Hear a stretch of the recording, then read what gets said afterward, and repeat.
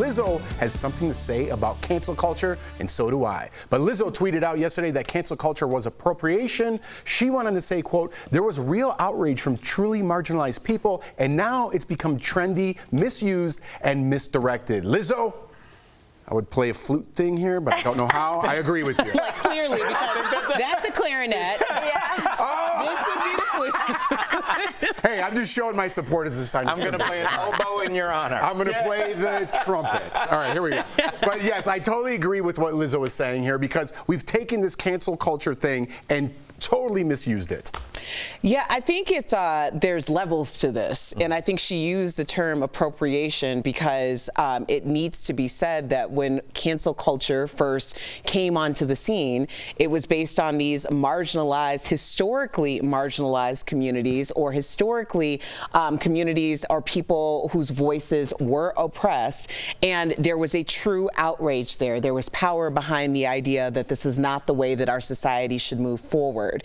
Then, as more people started getting hit or on the cancellation list, we started bringing that same energy to each person. When you're like, after 200 years, after 100 years of these voices being marginalized and really silenced in this way, should we have the same level of outrage for these people as this situation? So I believe that her using appropriation was important to really put context to the idea that, yes, people need to be called out. Do they need to be called out with the same energy and vigor? Maybe not. Yeah. To just kind of piggyback on your point, Erica, we did a story probably 6 months, a year ago, and it was when it really hit me, Steph, that cancel culture had lost its way. And it was when the rapper Trick Daddy made comments saying that he didn't like Beyonce singing on a podcast, and Beyonce fans then went to his soul food restaurant and said that there were roaches in the food, and destroyed the points rating. And it was like what you were saying, the same energy for somebody not liking art that an artist produced was being used at the same volume that it used to be against like police brutality. And when you start throwing that energy around, it takes away from all of its stuff. We talked about Tim Allen, his sitcom, his latest one, Man Whatever, and he's a conservative guy, and it did like 2-3 seasons. He did fine. He also had one of the biggest sitcoms ever, also Santa Claus, but people were saying he's being canceled. It's like, no, this is television. You did 4 good seasons on network and it was over, but people now react with everything with like, we go to level 10, and I think that takes away from the major issues. I agree with everything you guys are saying, and I think it's also got worse the more accessibility people have got to commenting online, alias like names and things where we don't really know who it is. And I think as well, since COVID, people have more time at home to like go crazy on some matters. But I think, yeah, it does get a bit out of hand. And then the sad thing is it dilutes the things that really do need that voice. And then it gets brushed away, or it doesn't have as much focus because your attention is on something else that's really not that important. Yeah, they hijack the movement for their own personal cause. Right. Yeah. Right? I don't know. Don't forget, Jeff, power is intoxicating. And when you feel like you've been aggrieved as a group, let's say like, back in the 80s, air quotes, nerds were put upon and beat up and marginalized. And then when computers came along and they could shut somebody's website down, they could, do things like that. They use that power because it's intoxicating. When you say, I don't want to hear anything more from you, you're done. To have that power, it's hard to back off it once you have it. And I think we're realizing as a society that like that power can be misused, and we've kind of seen it happen. Well, good on you, Lizzo. And that show was Last Man Standing. Last Man Standing. What did I say? All guys walking? Hey, that's a 45-year-old black. That's my dad coming out of me right now. Listen, buddy, I played the flute like this, so whatever. What are we going to do? It's Monday. It's Monday. All right, some celebrities are chiming in on being called nepotism babies. So it started last month after New York Magazine did a story on Hollywood's Nepo baby boom and put stars like Dakota Johnson and Zoe Kravitz on the cover. Actress Allison Williams, whose dad is former NBC News anchor Brian Williams, recently told Vulture magazine she definitely had an advantage over someone with zero connections in the industry. Other stars are leaning into their privilege. Hailey Bieber, whose dad is Stephen Baldwin, was seen wearing a t-shirt that said Nepo Baby. After the pic was posted to Instagram, Gwyneth Paltrow responded writing, "I might need a few of these." So is it good to lean into this? I mean, listen, is it a family business or is it nepotism? I think that this is interesting because for every Gwyneth or Zoe that you name, you could likely name one or two of someone who had a very successful parent in the industry.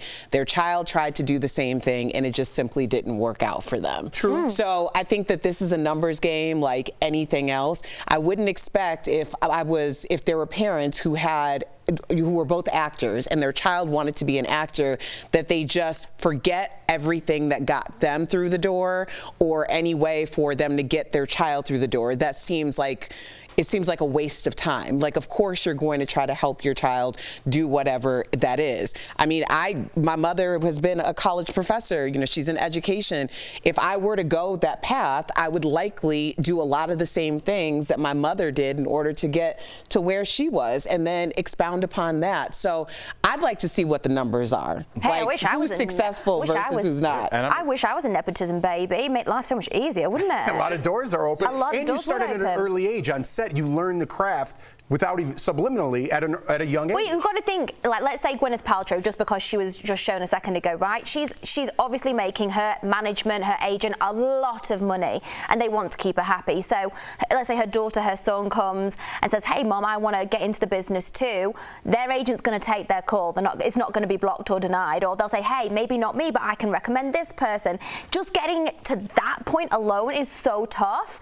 But I will say this, for everyone who's saying, you know, it's so easy for them because of who their parents are, they definitely will get that foot in the doorway, but it doesn't mean they're going to hold on to those jobs. I mean, if they go in and they completely ruin their audition or they don't remember their lines, they're not going to get the job. And casting directors aren't silly. They need those box number hits. They need on Netflix for it to go huge, or they don't get a job. So they have to cast the right person for the right role or the next single, whatever it may be. So yeah, I mean, let's also not forget that there's a little bit of low-level hating going on too. For sure.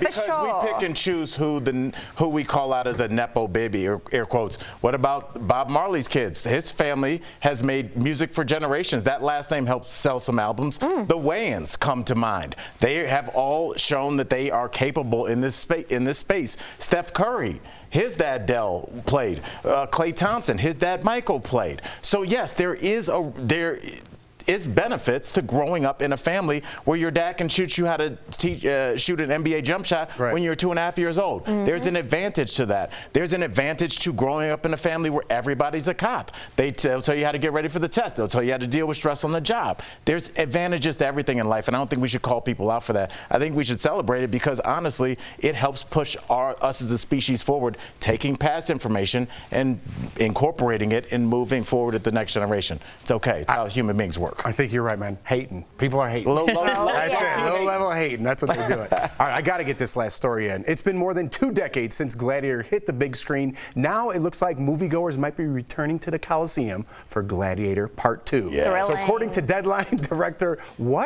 Ridley Scott is in talks with Irish actor Paul Mescal to play Lucius, who was the nephew of Commodus, played by Joaquin Phoenix. Did I say it right?